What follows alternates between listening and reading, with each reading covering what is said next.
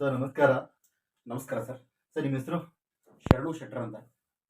ಶರಣು ಸರ್ ನಮಸ್ಕಾರ ಇನ್ನೊಮ್ಮೆ. ಇವಾಗ ಕರ್ನಾಟಕದಲ್ಲಿ ಚುನಾವಣೆಗಳು 2 ಹಂತದಲ್ಲಿ ಮುಗೀತು. ಈ ಎರಡು ಹಂತದ ಚುನಾವಣೆಗಳಿಂದ ನೀವೇನು ಅಪೇಕ್ಷೆ ಮಾಡ್ತಾ ಇದ್ದೀರಿ? ಮತ್ತು ಚುನಾವಣೆ ನಡೆದಂಥ ಪ್ರೋಸೆಸ್ಸಲ್ಲಿ ನೀವೇನನ್ನ ಗಮನಿಸಿದ್ದೀರಿ? ನಿಮ್ಮ ಅಭಿಪ್ರಾಯ ಏನು? ಮೊದಲಿಗೆ ಹೇಳ್ಬೇಕಂದ್ರೆ ಎಂ.ಕೆ. ಸಾಹೇಬರೇ, ನಿಮ್ಮ ಜೊತೆ ಮಾತಾಡ್ತಾ ಇರೋದು ಬಹಳ ಖುಷಿ ವಿಚಾರ ಇವತ್ತು. Thank you sir. ಆ, ಲೋಕಸಭೆ ಚುನಾವಣೆ 2024 ಬಹಳ ನಿರೀಕ್ಷೆ ಇದೆ ನಮಗೆ. ಓಕೆ. ಇವತ್ತು 2 ಹಂತದಲ್ಲಿ ಆಲ್ರೆಡಿ ಚುನಾವಣೆಗಳು ನಡೆದಿದೆ ನಮ್ಮ ರಾಜ್ಯದಲ್ಲಿ. ಹೌದು. ಮೊದಲನೇ ಹಂತದಕ್ಕೆ ಹೋಲಿಕೆ ಮಾಡಿದಂದ್ರೆ ಎರಡನೇ ಹಂತದ ಇನ್ನೂ ಅಗ್ರೆಸಿವ್ ಆಗಿ ನಡೆದಿದೆ. ಯಾಕಂದ್ರೆ ನಮ್ಮ ಉತ್ತರ ಕರ್ನಾಟಕದಲ್ಲಿ ಸ್ಪೆಷಲ್ ಆಗಿ ನಮ್ಮ ಕಲ್ಯಾಣ ಕರ್ನಾಟಕ ಭಾಗದಲ್ಲಿ ಓಕೆ. ಅತಿ ಹೆಚ್ಚು ಸ್ಥಾನಗಳು ಆ, ಇವತ್ತಿನ ದಿನಮಾನದಲ್ಲಿ ಇಂಡಿಯಾ ಮೈತ್ರಿಕೂಟದ ಅಭ್ಯರ್ಥಿಗಳು ಕರ್ನಾಟಕದಲ್ಲಿ ಹೆಚ್ಚು ಜನ ಬರ್ತಾರೆ ಅನ್ನುವಂಥ ನಿರೀಕ್ಷೆಗಳು, ಗೆಲುವುಗಳನ್ನು ಸಾಧಿಸ್ತಾರೆ ಅನ್ನೋದು ನಿರೀಕ್ಷೆ ಇದೆ. ನಿಮ್ಗಿದೆ ನನ್ನ ನಿರೀಕ್ಷೆ? ಖಂಡಿತ ಇದೆ. ಓಕೆ. ಅವ್ರುಗಳು ಗೆಲ್ತಾರೆ ಅನ್ನೋದಕ್ಕಿಂತ ನಮ್ಮಂಥ ಸಾಮಾನ್ಯ ಜನರಿಗೆ ಹೆಚ್ಚು ಗೆಲುವಾಗುತ್ತೆ. ಓಕೆ. ಡಾಕ್ಟರ್ ಬಾಬಾ ಸಾಹೇಬರು ಅಂಬೇಡ್ಕರ್ ಅವರು ಬರೆದಿರ್ತಕ್ಕಂಥ ಸಂವಿಧಾನಕ್ಕೆ ಗೆಲುವಾಗುತ್ತೆ. ಓಕೆ. ಬದುಕುವ ಹಕ್ಕುಗಳನ್ನು ಕೊಟ್ಟಿರ್ತಕ್ಕಂಥ ಸಂವಿಧಾನಕ್ಕೆ ಹೆಚ್ಚು ಗೆಲುವಾಗುತ್ತೆ ಅಂತ ಹೇಳಬಲ್ಲೆ.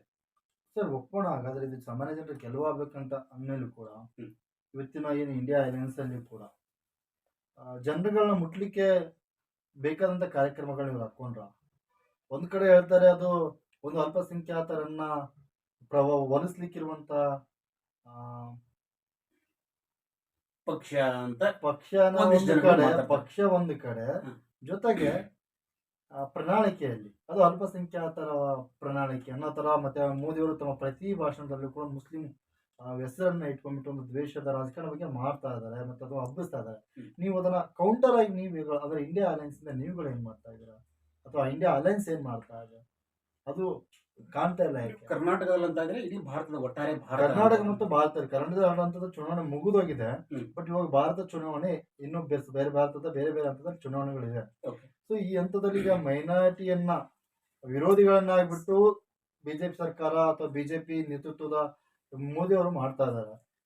ಅವ್ರ ಕಡೆಗೆ 10 ವರ್ಷದಲ್ಲಿ ಅಭಿವೃದ್ಧಿ ಮಾತಾಡ್ಲಿಕ್ಕೆ ಅವ್ರ ಹತ್ರ ವಿಷಯಗಳಿಲ್ಲ ಸರ್. ಹ್ಮ್.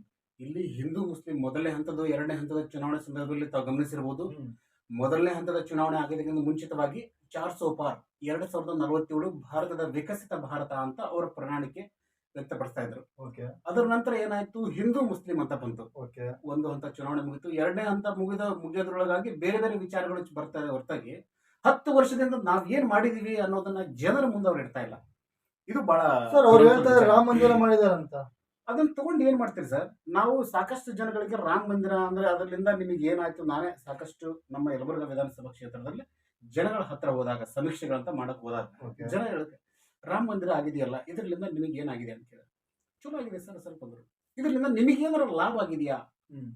ಯಾವ ರೀತಿಯಿಂದ ಲಾಭ ಆಗಿದೆ? ಇಲ್ಲ ಸರ್, ಒಂದು ಧರ್ಮದ ದೇವಸ್ಥಾನ ಆಗೈತೆ ಆಗೈತಿ, ಇದರಿಂದ ನಿಮಗೇನಾದ್ರೂ ಒಂದು ಒಪ್ಪತ್ತಿನ ಊಟ, ದಿನಚರಿಯ ಬದುಕುಗಳು ಏನಾದ್ರೂ ಸಾಗ್ಲಿಕ್ಕೆ ಏನಾರ ಅನುಕೂಲ ಆಗೈತೆ ಅಂತ ಕೇಳಿದ್ರೆ ಅದರಿಂದ ಏನಾಗಿಲ್ಲ, ಎಲ್ಲ ದೂರ ಆಗೈತೆ ಅಂತದ್ದು ಜನರ ಮಾತುಗಳು.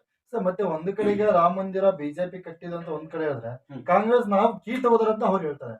ಸೊ ಇದನ್ನ ಇಬ್ರು ಕೂಡ ಅದರದ ಲಾಭ ತೊಳಿಕ್ ನೋಡ್ತಾ ಇದಾರೆ. ಇಂಥ ಸಂದರ್ಭದಲ್ಲಿ ಇಂಡಿಯಾ ಅಲಯನ್ಸ್ ಯಾವ್ದು ಪರ ನಿಲ್ಲುತ್ತೆ? ಯಾವ್ದು ಪರ ನಿಲ್ಲುತ್ತೆ ಅಂದ್ರೆ ನಾವು ಸಾಮಾನ್ಯ ಜನರ ಪರವಾಗಿ ನಿಲ್ತಾ ಇದ್ದೀವಿ. ನಾವು ಓಕೆ. ಸಾಮಾನ್ಯ ಜನರ ಗೆಲುವಾಗಬೇಕು, ಅವ್ರಿಗೆ ಒಳಿತಾಗಬೇಕು.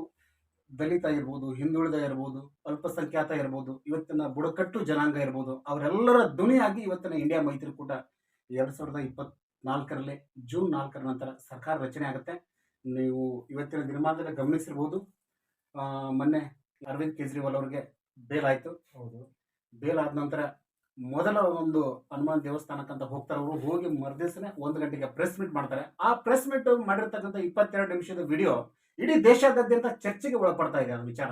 ಹೌದು. ಇವತ್ತಿನ ಬಿಜೆಪಿಯ ಪ್ರತಿಷ್ಠಿತ ಗೃಹ ಮಂತ್ರಿ ಅನ್ನುವಂಥ ವ್ಯಕ್ತಿ 10 ನಿಮಿಷಕ್ಕೆ ಬಂದು ಪ್ರೆಸ್ ಮೀಟ್ ಮಾಡ್ತಾನೆ. ಹೌದು. ಇಲ್ಲ 75 ವರ್ಷಕ್ಕೆ ಪೂರ್ಣ ಪ್ರಮಾಣದಲ್ಲಿ 75 ವರ್ಷ ಆದ್ರೆ ಏನಾಯ್ತು, ಮುಂದಿನ ದಿನಮಾನಗಳಲ್ಲಿ ಕೂಡ ಮುಂದಿನ 5 ವರ್ಷನೂ ಕೂಡ ದೇಶದ ಪ್ರಧಾನಿ ನರೇಂದ್ರ ಮೋದಿ ಅಭ್ಯರ್ಥಿನಿ ಅಂತ ಹೇಳ್ತಾರೆ. ಸೊ ಹೌದು, ಒಪ್ಪೋಣ ಸರ್. ನರೇಂದ್ರ ಮೋದಿ ಅವರೇ ಅಭ್ಯರ್ಥಿ ಆಗ್ಬಹುದು ಅಥವಾ ಬೇರೆಯವ್ರು ಆಗ್ತಾರೆ ಬಿಡುತ್ತೆ, ಎರಡನೇ ಮಾತು. ಹ್ಮ್.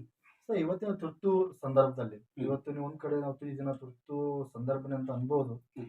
ಈ ಸಂದರ್ಭದಲ್ಲಿ ಸಾಕಷ್ಟು ನಾಯಕರುಗಳನ್ನ ಹ್ಮ್. ಇಡಿ, CBI ಮತ್ತೆ ಬೇರೆ ಬೇರೆ ಏನು ಸರ್ಕಾರದ ಕಚೇರಿಗಳನ್ನ ಬಳಕೆ ಮಾಡ್ಕೊಂಡ್ಬಿಟ್ಟು ಅವ್ರ ಮೇಲೆ ಅಟ್ಯಾಕ್ ಮಾಡಿಬಿಟ್ಟು ಅವ್ರನ್ನ ಒಳಗೆ ಹಾಕೊಂಡು ಕೆಲಸ ನಡೀತಾ ಇದೆ.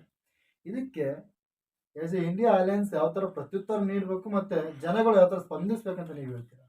ಜನಗಳು ಸ್ಪಂದಿಸ್ತಾ ಇದ್ದಾರೆ, ಸಾಕಷ್ಟು ಕಡೆ ಸ್ಪಂದಿಸ್ತಾ ಇದ್ದಾರೆ. ಓಕೆ. ಸ್ಪಂದಿಸ್ತಾ ಇದೆ. ಉದಾಹರಣೆಗೆ ಇವತ್ತು ಧ್ರುವರಾಟಿಯ ವಿಡಿಯೋಗಳು ಯಾವ ಮಟ್ಟಿಗೆ ವೈರಲ್ ಆಗ್ತಾ ಇದೆ, ಅದರ ವ್ಯೂಸ್ ಹೇಗೆ ಪಡ್ಕೊಳ್ತಾ ಇದೆ. ರವೀಶ್ ಕುಮಾರ್ ಅಂತವರು ಹ್ಮ್. ಕಳೆದ ಒಂದಿಷ್ಟು ತಿಂಗಳುಗಳಿಂದ ಅವ್ರು ಯೂಟ್ಯೂಬ್ ಚಾನಲ್ ಮಾಡಿದ್ರು, ಕೋಟಿಗಟ್ಟಲೆ ಅವ್ರಿಗೆ ಸಬ್ಸ್ಕ್ರೈಬ್ಸ್ಗಳು ಜನ ಬರ್ತಾ ಇದ್ದಾರೆ. ಅದು ಯಾಕೆ ಬರ್ತಾ ಇದಾರೆ ಅನ್ನೋದಕ್ಕೆ ನೀವು ಥಿಂಕ್ಸ್ ಮಾಡ್ಬೇಕಾಗಿದೆ ಇವತ್ತು. ಓಕೆ. ಅದ್ರ ಜೊತೆಯಲ್ಲಿ ಇನ್ನೊಂದು ಪ್ರಶ್ನೆ ನೀವೇನೋ ಕೇಳ್ತಾ ಇದ್ರಿ, ಅಂದ್ರೆ ಜನರು ಹೇಗೆ ಸ್ಪಂದಿಸೋದ್ರ ಜೊತೆಗೆ ಇಂಡಿಯಾ ಅಲಯನ್ಸ್ ಇಂಡಿಯಾ ಅಲಯನ್ಸ್ ಹೇಗೆ ಕೆಲಸ ಮಾಡ್ತಾ ಇದೆ ಅಂದ್ರೆ, ಇವತ್ತು ಕೇಜ್ರಿವಾಲ್ ಅವರು ಹೊರಗಡೆ ಬಂದಿದ್ದಾರೆ. ಇಂಡಿಯಾ ಅಲಯನ್ಸ್ಗೆ 30-35 ಸೀಟ್ಗಳು ಪ್ಲಸ್ ಆಗಿದೆ ಇವತ್ತು. ಓಕೆ. ಅರವಿಂದ್ ಕೇಜ್ರಿವಾಲ್ ಅವರು ಹೊರಗಡೆ ಬಂದಿರೋದ್ರಿಂದ.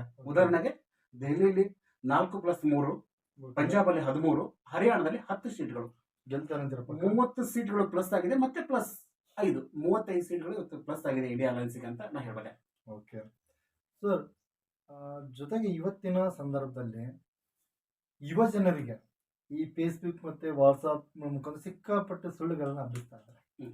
ಇವತ್ತು ನೀವು ಯಾವುದೇ ಒಂದು ವಾಟ್ಸಪ್ ಚೆಕ್ ಮಾಡಿದ್ರೆ ಅದರಲ್ಲಿ ನೆಹರು ಬಗ್ಗೆ, ಗಾಂಧಿ ಬಗ್ಗೆ, ಪಟೇಲ್ರ ಬಗ್ಗೆ, ಇವನ್ ಕಾಂಗ್ರೆಸ್ ಬಗ್ಗೆ, ಮತ್ತೆ ದೇಶದ ಇತಿಹಾಸದ ಬಗ್ಗೆ, ಮತ್ತೆ ಮುಸ್ಲಿಂ ಹಿಂದೂಗಳ ಬಗ್ಗೆ ಸಾಕಷ್ಟು ಸುಳ್ಳುಗಳನ್ನ ಫೀಡ್ ಮಾಡ್ತಾ ಹೋಗ್ತಾ ಇದ್ದಾರೆ. ಇದನ್ನ ಕೌಂಟರ್ ಮಾಡಲಿಕ್ಕೆ ಈಗ ಸತ್ಯವನ್ನ ಹಬ್ಬಿಸ್ಲಿಕ್ಕೆ ನೀವುಗಳು ಏನ್ ಮಾಡ್ತಾ ಇದ್ದೀರಾ? ನಾವು ಸಾಕಷ್ಟು ವಿಷಯಗಳನ್ನ ನಮ್ಮದು ಕೂಡ ಸೋಷಿಯಲ್ ಮೀಡಿಯಾ ಇದೆ, ಓಕೆ. ಅದು ಕೂಡ ನಾವು ಕೆಲಸ ಮಾಡ್ತಾ ಇದೀವಿ ಆಕ್ಟಿವ್ ಆಗಿ. ನಾನೇನು ಒಂದು ಕಾಂಗ್ರೆಸ್ ಪಕ್ಷದ ವಕ್ತಾರ ಅಲ್ಲ ಸರ್. ಇಲ್ಲಿ ಇನ್ನೊಂದು ಹೇಳ್ಬೇಕಂದ್ರೆ ನಾನು ಇಲ್ಲ, ಆಮ್ ಆದ್ಮಿ ನಾನು ಪಕ್ಷದ ಒಬ್ಬ ವಕ್ತಾರ, ಇಂಡಿಯಾ- ಸಾಮಾಜಿಕ ಕಾರ್ಯಕರ್ತ. ಇಂಡಿಯಾ ಅಲಯನ್ಸ್ ಬಗ್ಗೆ ನೀವು ಮಾತಾಡೋದ್ರಿಂದ ನಾನು ಅದನ್ನ ನಿಮ್ಮ ನೇತೃತ್ವದಲ್ಲೇ ನೀವೇ ಅದಕ್ಕೆ ನೇತೃತ್ವದಲ್ಲಿ ಇದ್ದೀರಿ ಲೋಕಲ್ ಅಲ್ಲಿ ಅಂತ ಅನ್ಕೊಂಡು ನಾನು ಮಾತಾಡ್ತಾ ಇದ್ದೀನಿ, ಅದಕ್ಕೆ ಕೇಳ್ತಾ ಇದ್ದೀನಿ. ಏನ್ ಮಾಡ್ಬೇಕಾಗಿದೆ ಸೋಷಿಯಲ್ ಮೀಡಿಯಾದಲ್ಲಿ ಆಗಿರ್ಬೋದು. ಇವತ್ತು ಎಷ್ಟೇ ಜನ ನಾವು ನಮ್ಮ ಕನಗಿರಿ ವಿಧಾನಸಭಾ ಕ್ಷೇತ್ರದ ಒಬ್ಬ ಶಾಸಕರು ಇವತ್ತಿನ ಅವರು ಸರ್ಕಾರದಲ್ಲಿ ಸಚಿವರಾಗಿದ್ದಾರೆ. ಅವರೇ ಒಂದು ಮಾತು ಹೇಳಿಕೆ ಕೊಟ್ಟರು, ಇವತ್ತಿನ ಯುವ ಪೀಳಿಗೆ ಮೋದಿ ಮೋದಿ ಅಂದ್ರೆ ಅವ್ರು ಕಪಾಳ ಕೊಡಿರಿ ಅಂತಂದ್ರು. ಇವತ್ತು ನಿಜವಾಗ್ಲೂ ದುರಂತ ಏನಪ್ಪಾ ಅಂತಂದ್ರೆ, ಮೋದಿ ಮೋದಿ ಮೋದಿ ಅಂತ ನಮ್ಮ ಯುವಕರು ಅಂತ ಇದ್ದಾರೆ, ಅದರ ಹಿಂದಿನ ಒಳಮರ್ಮಗಳನ್ನ ಏನಂತ ಅರ್ಥ ಮಾಡ್ಕೋತಲ್ಲ ನಮ್ಮ ಯೂತ್ಸ್ಗಳು. ಹ್ಮ್. ಮೋದಿ ಅಂದ್ರೇನು, ಅವ್ರ ಬದುಕುಗಳು ಹೇಗಿತ್ತು, ಅವ್ರ ಬಾಲ್ಯಗಳು ಹೇಗಿತ್ತು. ನಿನ್ನೆ ಅಂದ್ರೆ ದಿನಾಂಕ 12ನೇ ತಾರೀಕಿಗೆ ಧ್ರುವರಾಟಿ ಅವರ ಒಂದು ವಿಡಿಯೋ ಅಪ್ಲೋಡ್ ಆಗಿದೆ. ಸಾಧ್ಯ ಆದ್ರೆ ತಾವೆಲ್ಲರೂ ಹೋಗಿ ಅದನ್ನ ನೋಡಿ ಬೇಕಾರೆ. ನರೇಂದ್ರ ಮೋದಿ ಅವರು ಬಾಲಕರಾಗಿದ್ದಾಗ ಚಹಾ ಮಾಡ್ತಾರ ಅಂತ ಹೇಳ್ತಾರೆ. ಹೌದು. ಚಹಾ ಮಾರುವಂತ ವ್ಯಕ್ತಿ ಇವತ್ತು ನಾನೇ ಒಬ್ಬ ಸಾಮಾನ್ಯ ವ್ಯಕ್ತಿ. ನಾನೊಂದು ಬದುಕುಗಳನ್ನು ಸಾಗಿಸ್ತಾ ಇದ್ದೀನಿ. ಇವತ್ತಿಗೆ ನನಗೆ ಕೋರ್ಟ್ ಹಾಕೋಕ್ಕಾಗಿಲ್ಲ, ಹಣೆ ಬರುತ್ತೆ. ಹ್ಮ್. ನಾನು ನಿಜವಾಗ್ಲೂ ಲೈಫಲ್ಲಿ ಕೋರ್ಟ್ ಹಾಕೊಂಡಲ್ಲ ಇನ್ನು ನಾನು. ಅವಾಗಿನ ಕಾಲಘಟ್ಟದಲ್ಲೇ ನರೇಂದ್ರ ಮೋದಿ ಅವರು ಚಹಾ ಮಾಡ್ತಾನೆ, ಕೋರ್ಟ್ ಹಾಕೊಂಡು ದೊಡ್ಡ ದೊಡ್ಡ ಸ್ಕೂಲ್ಗಳಿಗೆ ಹೋಗಿ ಟೈ ಹಾಕೊಂಡಿರ್ತಕ್ಕಂಥ ಫೋಟೋಗಳನ್ನು ತೆಗೆಸಿದಾರಲ್ಲ, ಇದಕ್ಕೆ ಏನ್ ಅಂತ ಹೇಳ್ತೀರಿ? ಅದೇ ಈ ತರ ಇವುಗಳು ಜನಗಳ ಮುಟ್ಟಬೇಕಲ್ಲ, ಅದು ಅದಕ್ಕೆ ಇವತ್ತಿನ ಯೂತ್ಸ್ ಅಂದ್ರೆ ನೀವು ಆ ಯೂತ್ಸ್ಗಳು ಸರಿಯಾಗಿ ಅರ್ಥ ಮಾಡ್ಕೊಳ್ಬೇಕಾಗಿದೆ, ಯಾವ್ದು ಸತ್ಯ ಇದೆ, ಯಾವ್ದು ಸುಳ್ಳಿದೆ. ಒಂದು ಸುಪ್ರೀಂ ಕೋರ್ಟ್ನ ಒಂದಿಷ್ಟು ನ್ಯಾಯಾಧೀಶರು ಕೂಡ ಒಂದು ಇವತ್ತಿನ ದಿನಮಾನದಲ್ಲಿ ವೈರಲ್ ಆಗ್ತಾ ಇದೆ. ಅದು ಓಕೆ. ನೇರವಾಗಿ ಚರ್ಚೆಗೆ ಕರೆದಿದ್ದಾರೆ. ಯಾರ್ಯಾರನ್ನ? ನರೇಂದ್ರ ಮೋದಿ ಅವ್ರನ್ನ ಮತ್ತೆ ರಾಹುಲ್ ಗಾಂಧಿ ಅವ್ರನ್ನ ನೇರವಾಗಿ ಇದೇ ತರ ಕೂತು ಒಂದು ಚರ್ಚೆ ಮಾಡಿ ಅಂತ ಅವ್ರು ಕರೆದಿದ್ದಾರೆ. ಒಪ್ಪಿದ್ದಾರೆ, ಆದ್ರೆ ಮೋದಿ ಅವರು ಬರ್ತಾರಂತೀರಾ ನೀವು? ಸಾಧ್ಯನೇ ಇಲ್ಲ ಸರ್, ಬರೋಲ್ಲ ಸರ್. ಅವರು ಬಂದ್ರೆ ಒಮ್ಮೆ ಒಂದ್ ವೇಳೆ ಬರಲ್ಲ ಸರ್. ಅವ್ರ ಬಂದ್ರೆ ಗೊತ್ತಾಗುತ್ತಲ್ಲ ಸರ್, ಯಾರ ತಲೆ ಎಷ್ಟು ಜ್ಞಾನ ಇದೆ ಅಂತ ಗೊತ್ತಾಗ್ಬಿಡುತ್ತೆ ಚರ್ಚೆ ಮಾಡ್ಬೇಕಾದ್ರೆ. ಹ್ಮ್. ಯಾಕಂದ್ರೆ ಚರ್ಚೆಗೆ ಬರ್ತಾನ ಒಬ್ಬ ಮನುಷ್ಯ ಅಂದ್ರೆ ತಲೆಯಲ್ಲಿ ಏನಾದ್ರು ಜ್ಞಾನ ಇರ್ಬೇಕು, ಇದ್ದಾಗ ಮಾತ್ರ ಬರ್ತಾನೆ. ಜ್ಞಾನ ಇಲ್ಲ ಅಂತೀರಾ ಜ್ಞಾನ ಮೋದಿಯವರಿಗೆ? ಜ್ಞಾನ ಇಲ್ಲ ಅಂತ ನಾನು ಹೇಳ್ತಿಲ್ಲ, ಬಂದ ಮೇಲೆ ಗೊತ್ತಾಗುತ್ತೆ. ಅದು ಐತೆ ಇಲ್ಲ ಅಂತಂದು ನಮ್ಮ ಜನಕ್ಕೆ ಗೊತ್ತಾಗುತ್ತೆ, ದೇಶದ ಮತದಾರರಿಗೆ ಗೊತ್ತಾಗುತ್ತೆ, ನಾಗರಿಕರಿಗೆ ಗೊತ್ತಾಗುತ್ತೆ, ನಮ್ಮ ಮಹಿಳೆಯರಿಗೆ ಗೊತ್ತಾಗುತ್ತೆ, ನಮ್ಮ ಮಕ್ಕಳಿಗೆ ಗೊತ್ತಾಗುತ್ತೆ. ಅದು ಓಕೆ ಸರ್. ಇವತ್ತಿನ ಯೂತ್ಸಿಗೂ ಕೂಡ ಗೊತ್ತಾಗುತ್ತೆ. ಸೊ ಒಂದು ಪ್ರಶ್ನೆ, ಕೊನೆ ಪ್ರಶ್ನೆ ಒಂದಿದು. ಹ್ಮ್. ಆಯ್ತು, ಈಗ ಇಂಡಿಯಾ ಅಲಯನ್ಸ್ ಗೆಲ್ಲುತ್ತೋ, ನಾನು ಕೂಡ ಗೆಲ್ಲಿ ಅಂತ ಆಶಿಸ್ತೀನಿ, ಹ್ಮ್. ಮತ್ತೆ ಗೆಲ್ಲಲೇಬೇಕು. ಹ್ಮ್. ನೀವು ಒಂದ್ ವೇಳೆ ಹ್ಮ್. ಇಂಡಿಯಾ ಅಲಯನ್ಸ್ ಸೋತ್ರೆ ಹ್ಮ್. ಮತ್ತೆ ಬಿಜೆಪಿ ಅಧಿಕಾರಕ್ಕೆ ಬಂದ್ರೆ ಹ್ಮ್. ಅದು ಹೇಗೆ ಡೊಂಬರಾಟ ಮಾಡಿನೋ ಅಥವಾ ಕುದುರೆ ವ್ಯಾಪಾರ ಮಾಡಿನೋ ಅಥವಾ ಮೆಜಾರಿಟಿ ತಗೊಂಡು ಏನಾದ್ರು ತಗೊಂಡು ವ್ಯಾಪಾರಕ್ಕೆ ಬಂದ್ರೆ ನನ್ನ ಪ್ರಕಾರ ಬಂದ್ರೆ ಓಕೆ. ಸಾಮಾನ್ಯ ಜನರ ಮುಂದಿನ ಹೋರಾಟ ಹೇಗಿರಬೇಕು, ಮತ್ತೆ ಇಂಡಿಯಾ ಅಲಯನ್ಸ್ ಯಾವ ತರ ಕೆಲಸ ಮಾಡಬೇಕು, ಅವ್ರನ್ನ ಮುಂದಿನ ದಿನಗಳ ವಿರುದ್ಧವಾಗಿ ಅಥವಾ ಅವ್ರು ಮಾಡುವಂತ ಈ ಕೋಮುವಾದವನ್ನು ತಡೆಗಟ್ಟಲಿಕ್ಕೆ ಏನ್ ಮಾಡಬೇಕು, ಏನ್ ಮಾಡಿದ್ರೆ ಬಿಜೆಪಿ ಒಂದು ಹಂತದಲ್ಲಿ ಬರುತ್ತೆ?